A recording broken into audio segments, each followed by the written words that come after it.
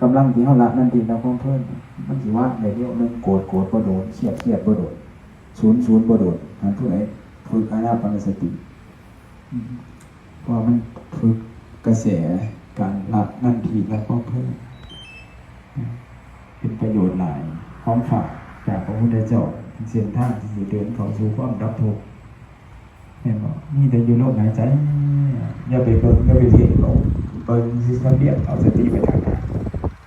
คือยังสิ่งตาหน่อยเบิ่งโมเบิ่งมันเขาหลอดออกเขาก็สิได้เห็นว่าลมมันก็อยู่พ่อลม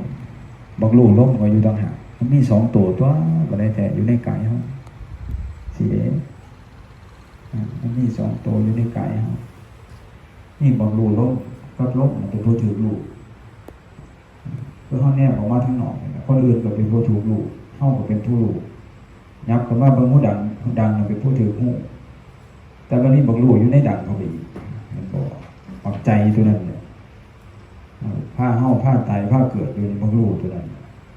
มันเป็นลูกดีลูกชัวพ่อใจในดีในชัวพ่อใจในหลับสักการะต่างๆโอ้ยติดกับแบบ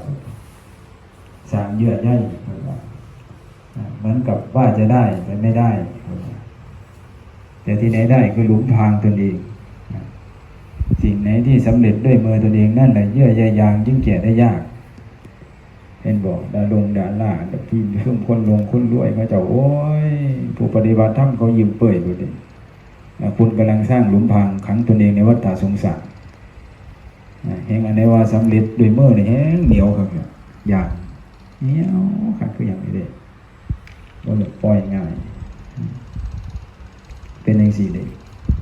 เอาจังได๋มาประพฤติปฏิบัติในเห็นความจริงของโลกไปนี่เฮาก็เคยไปอยู่นำงานศพงานเสียก็ได้เนาะ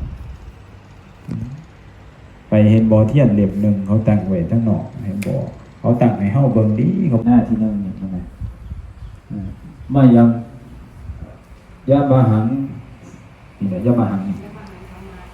แม่นๆบทนี้น่ะถ้าไปขอสิก่อนแล้วก็มาสรุปตัวนี้เลย